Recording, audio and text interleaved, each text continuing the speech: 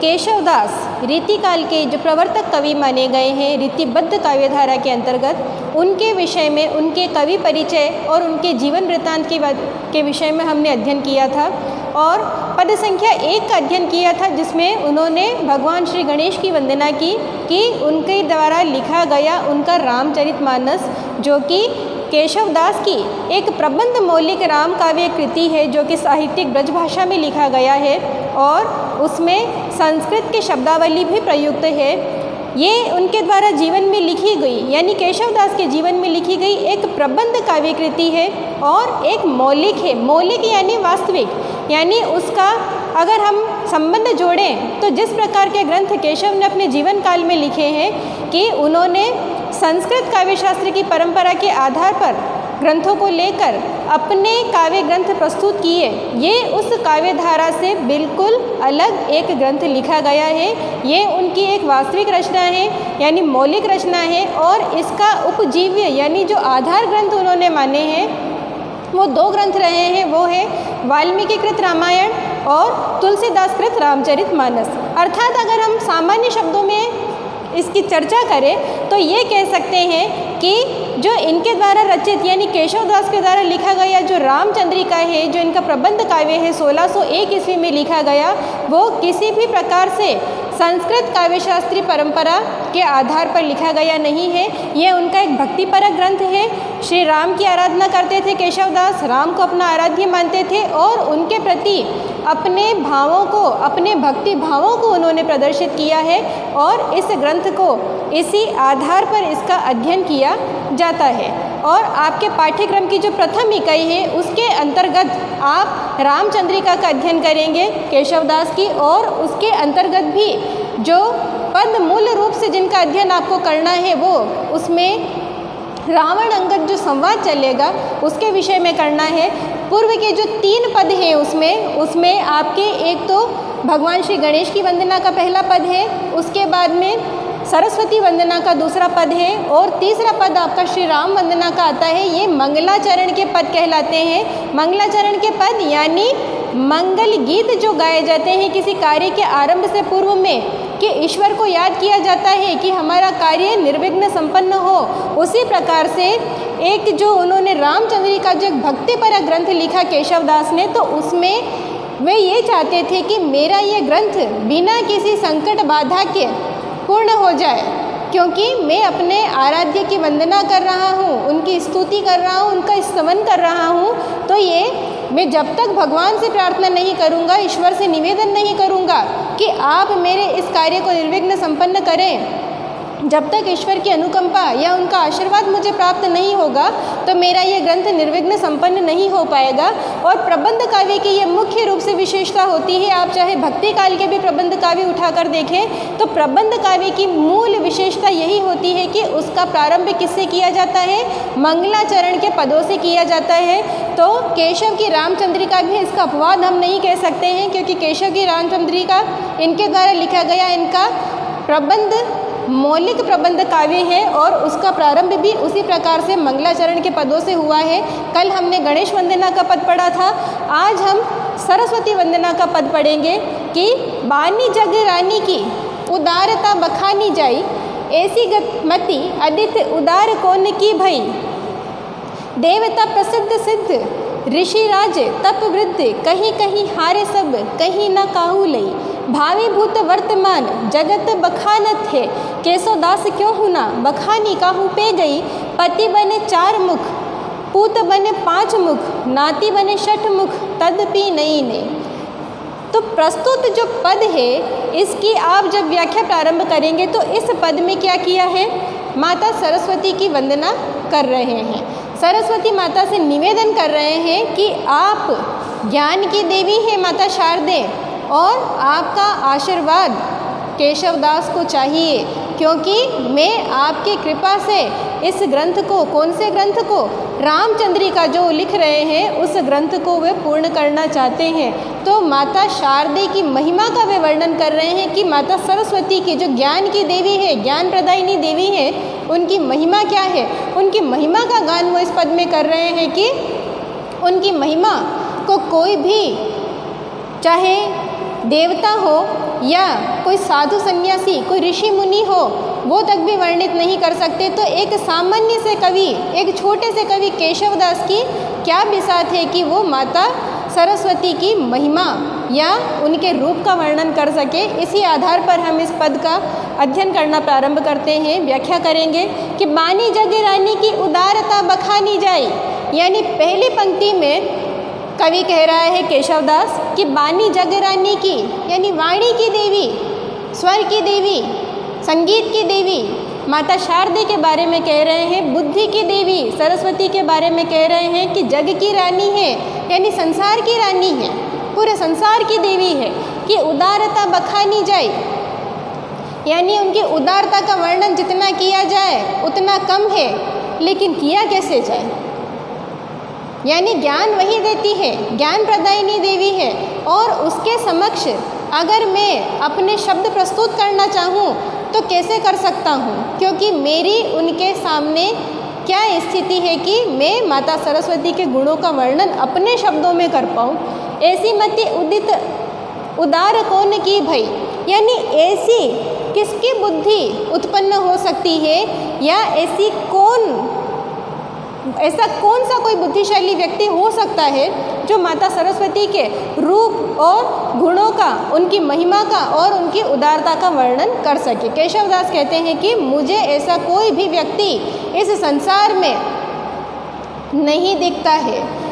इस संसार में केशवदास को ऐसा व्यक्ति क्यों नहीं दिखता, उसके पीछे अब वह कारण प्रकट कर रहे हैं कि देवता प्रसिद्ध सिद्ध ऋषि राज तप वृद्ध, यानी जो प्रसिद्ध देवता रहे हैं, प्रसिद्ध देवता भगवान गणेश, शिव, कृष्ण, उनके विषय में कह रहे हैं कि देवता प्रसिद्ध सिद्ध ऋषि राज तप वृद्ध, और वो ऋषि जिन्होंने तपस्या करते हुए, ईश्वर की साधना करते हुए अपना जीवन काट लिया, कहीं कहीं हारे सब कहीं ना काहू लई, यानी प्रसिद्ध देवताओं को ले ले या तपस्या करने वाले किन्हीं ऋषि मुनियों को ले ले जिन्होंने अपना जीवन ही तपस्या में, ईश्वर की साधना में लीन रहकर व्यतीत कर दिया, वो भी सब क्या हो गए, उन्होंने भी हार मान ली और माता सरस्वती के रूप, गुण और उनकी उदारता का वर्णन करने में क्या हो गए, अक्षम सिद्ध हो गए, यानी क्षमताहीन हो गए, वे उनका वर्णन नहीं कर पाए।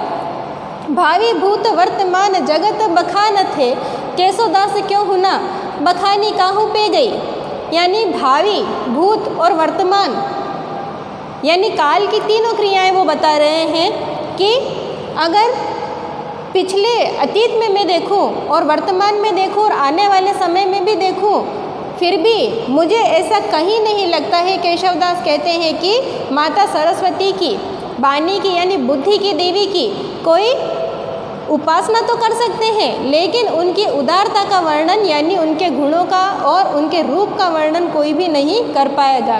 केशवदास क्यों हुना बखानी काहू पे गई, यानी केशवदास कह रहे हैं कि मैं वर्णन तो करना चाहता हूँ, लेकिन वर्णन करूँ कैसे, ये मेरे लिए संभव नहीं हो पा रहा है कि मैं शब्दों में किनका, माता सरस्वती के रूप और गुणों का वर्णन कर पाऊँ। यानी जो देवता नहीं कर सके, जो ऋषि मुनि नहीं कर सके, वो केशवदास कह रहे हैं कि मुझे नहीं लगता है कि संसार में चाहे अतीत में किसी ने किया हो या वर्तमान में किसी ने किया हो, भविष्य में किसी ने किया हो, तो ये हो ही नहीं सकता। यानी काल की तीनों क्रियाओं में ये संभव नहीं है। तो केशवदास कह रहे हैं कि ये मेरे द्वारा भी कैसे संभव हो पाएगा। पति बने 4 मुख, पूत बने 5 मुख, नाती बने 6 मुख, तदपि नहीं।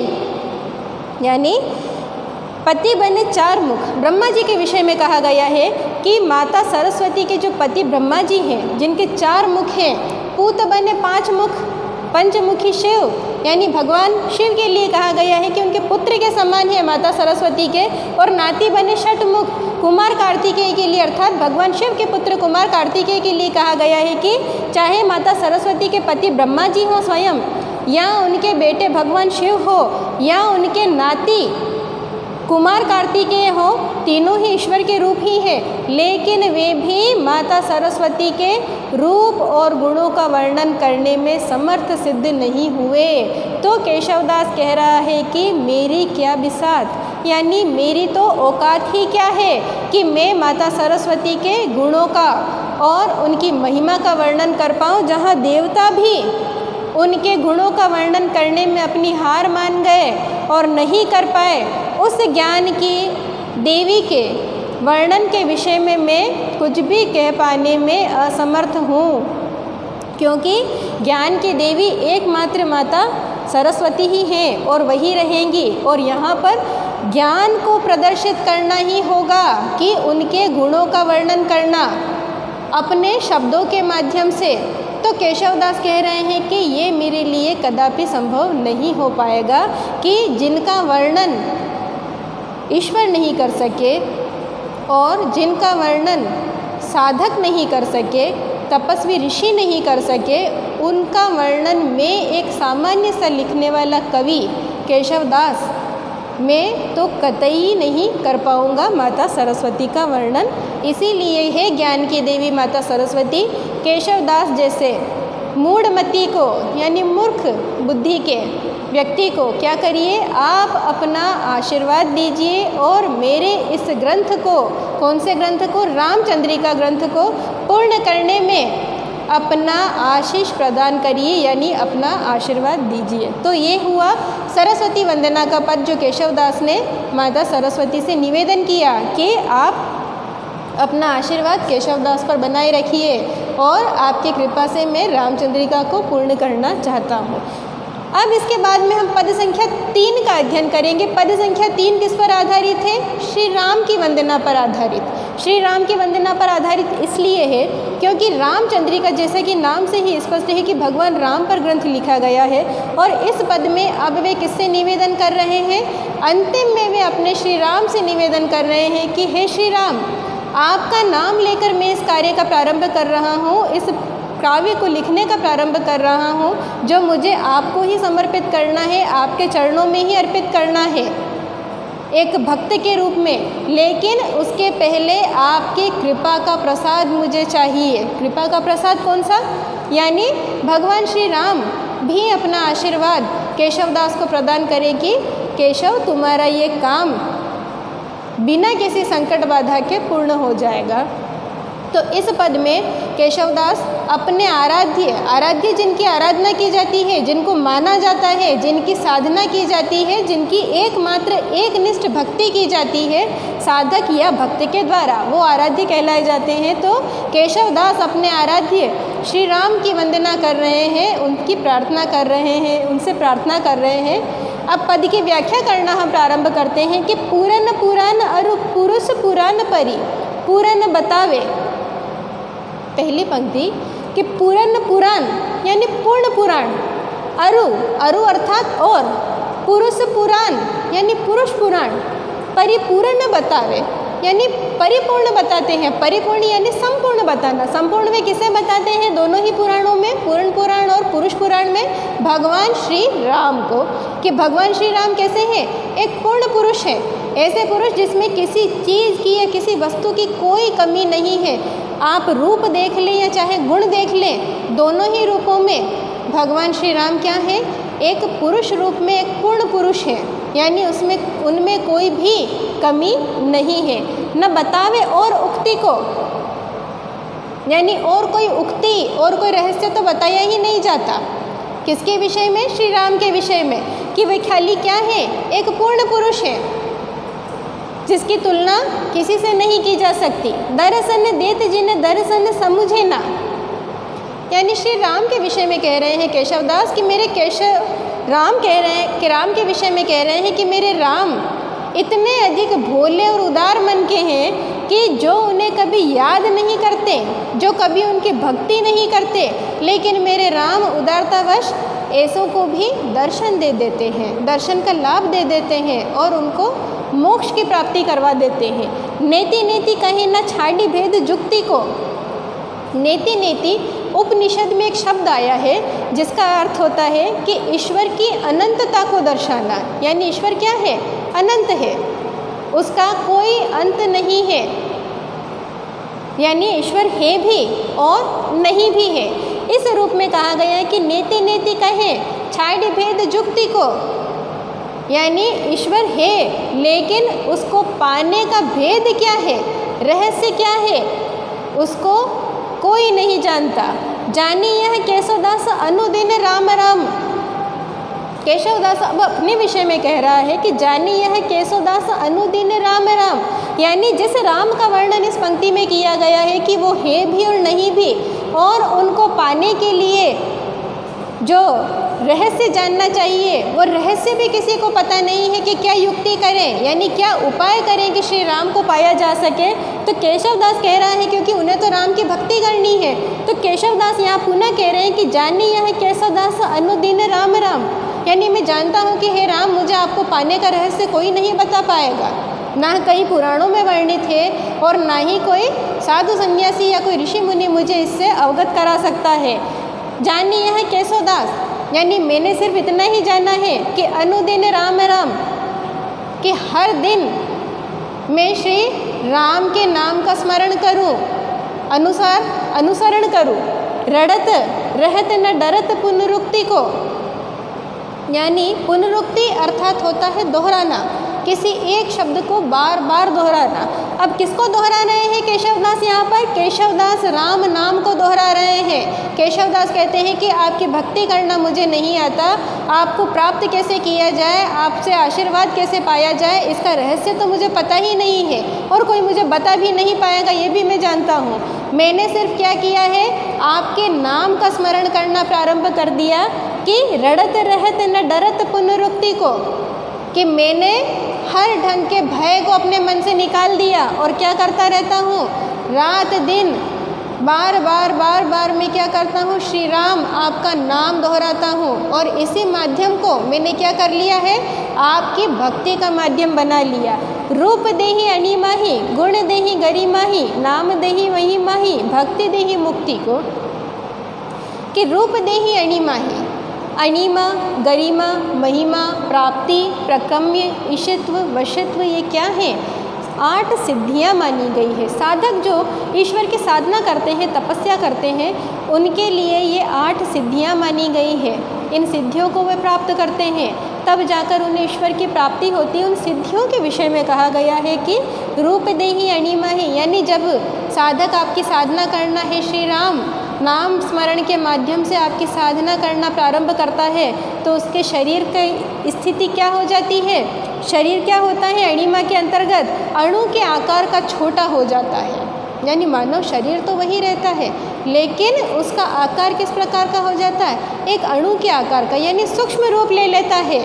ऐसा मुझे आपकी भक्ति का वरदान दो। कौन मांग रहा है? केशवदास मांग रहा है। गुण देहि गरिमाही, यानी शरीर का आकार तो छोटा हो जाए और मेरे गुण किस प्रकार के हो जाएं, मेरे अच्छे गुण, मेरे सद्कर्म किस प्रकार के हो जाएं, आकार में बड़े हो जाएं। किससे? मेरे शरीर के आकार से भी बड़े हो जाएं। नाम देहि महिमाही, यानी नाम किस प्रकार का होना चाहिए? उसकी एक महिमा हो जानी चाहिए कि इस प्रकार से आकार को मैंने अपने शरीर के आकार को क्या कर लिया, महिमा के अंतर्गत शरीर के आकार को बड़ा किया जाता है। तो इस प्रकार कह रहे हैं कि शरीर से मैं ऐसे बड़ा ना रहूं कि जिस प्रकार से आपने मुझे जन्म दिया है, मेरा शरीर जैसा लोगों को दिख रहा है, उस रूप से मैं बड़ा ना रहूं। बड़ा किससे बनना चाहते हैं? गुण देहि गरिमाही, यानी शरीर को क्या करना चाहते हैं? वे भारी तो बनाना चाहते हैं, लेकिन किसके माध्यम से? गुणों के माध्यम से, अच्छाई के माध्यम से। और नाम देहि महिमाही, यही कि केशवदास कह रहे हैं कि संसार में, इस जगत में मेरा नाम किस माध्यम से होगा? मेरे शरीर को देखकर नहीं होगा, मेरे गुणों को देखकर होगा राम। इसीलिए मेरे गुण ऐसे दें कि मेरे शरीर से बड़े क्या हो, मेरे गुण हो और संसार में नाम हो। भक्ति देहि मुक्ति को, और मैं आपकी एक निष्ठ, यानी आपके प्रति ही निष्ठा और श्रद्धा भाव रख के आपकी भक्ति कर रहा हूँ और आपसे निवेदन कर रहा हूँ कि मेरी रामचंद्रिका को तो पूर्ण करने में अपना आशीर्वाद दे ही दे और सहयोग प्रदान करे ही करे, साथ ही साथ क्या करें? भक्ति देहि मुक्ति को, यानी मैं जो आपकी भक्ति कर रहा हूँ वो मुक्ति की आकांक्षा मन में पाल कर रहा हूँ कि और कुछ नहीं, आप सिर्फ मुझे क्या करें, मेरे अंतिम समय में मुझे मोक्ष प्रदान करें, मेरी आत्मा को मोक्ष प्रदान कर दे श्री राम। और इसी निवेदन के साथ मैं आपकी वंदना कर रहा हूँ कि मेरे ग्रंथ को भी पूर्ण कराएं आप निर्विघ्न रूप से, और साथ ही साथ मैं जिस प्रकार की आपकी भक्ति कर रहा हूँ उस भक्ति को भी आप स्वीकार करें और अंतिम समय में मेरी आत्मा को क्या करें, आप मोक्ष प्रदान कर दें, यानी आपके चरणों में, आपके शरणों में आप स्थान दे दें कि आप मुझे अपने भक्त के रूप में स्वीकार कर लें, मेरी आत्मा इस संसार में भटकती ना फिरे। किसकी? केशवदास की। केशवदास निवेदन कर रहे हैं अपने आराध्य से कि आप मेरी भक्ति को स्वीकार कर लें और इस केशवदास की आत्मा को मुक्ति प्रदान करें। भगवान श्री राम, ये उन्होंने एक निवेदन किया है भगवान श्री राम को कि एक भक्त किस प्रकार से निवेदन करता है अपने भगवान से कि मुझे इस संसार में अब क्या चाहिए, अगर मैं आपकी एकनिष्ठ भक्ति कर रहा हूँ तो इसी उम्मीद और इसी विश्वास के साथ कर रहा हूँ कि आप मुझे अपने भक्त के रूप में स्वीकार करेंगे और मेरी आत्मा को मुक्ति प्रदान करेंगे। तो आज हमने केशवदास जो आपकी प्रथम इकाई है उसके अंतर्गत सरस्वती वंदना मंगलाचरण का पद पढ़ा, श्री राम वंदना मंगलाचरण का पद पढ़ा। कल हम इसमें रावण अंगद संवाद के पदों का अध्ययन करना प्रारंभ कर देंगे। आज के लिए इतना ही। धन्यवाद।